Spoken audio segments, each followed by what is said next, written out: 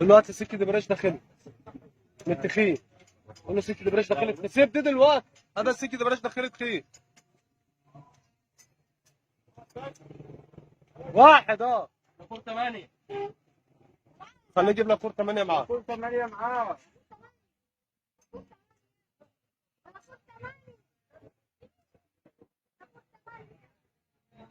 سلك دبريش متفقين ولا كور 8؟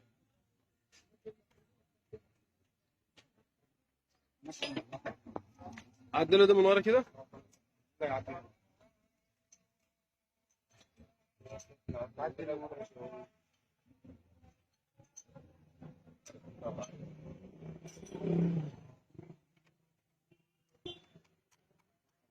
انتوا اللي متعلمين.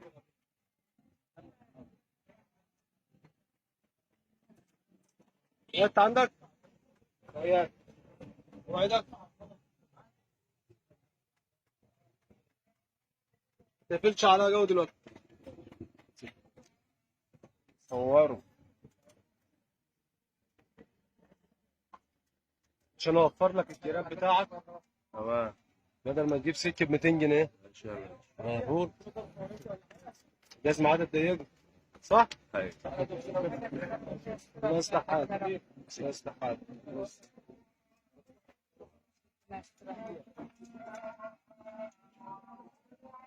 هذا الاستاذ روان. انا ورينا خليك ركز معاه. مالكش دعوه بيا دلوقتي.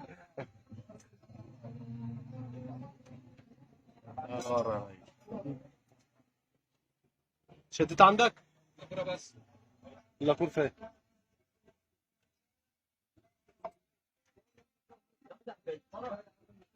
انا ساعة التموير دي مش معاك؟ ايه دي؟ ساعة التموير؟ اعملها لك دلوقتي. شد شد يلا. انا شغال انا.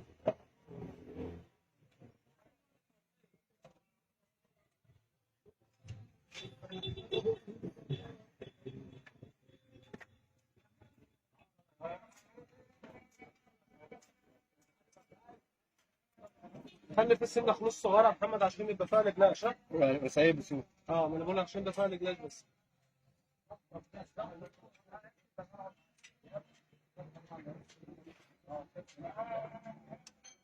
انا خليك لك غلابه اهي. 200 جنيه في النهارده. بقول لك والله انا والله بقول لك اهو. اديني السكه ب 10. لسه الزراعه وانا بقول عشان الناس قاعده ولا بيقولوا خلاص والله انا عارف ديت مش بقول لك كلام والله انا. تمام يا اسطى. خلاص؟ اه.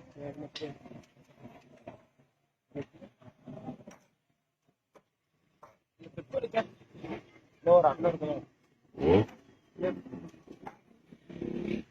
بس دور هنا كده.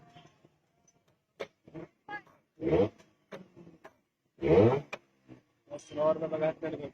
استاذ روت ومصر اهو صح. طبعا ده دلوقتي ست فرامل. احنا بعتنا الراجل يجيب السلك ب 200 جنيه اهو. تمام؟ الجراب ده اهو قطعه واحده اللي هو 2 في 1 ب 200 جنيه.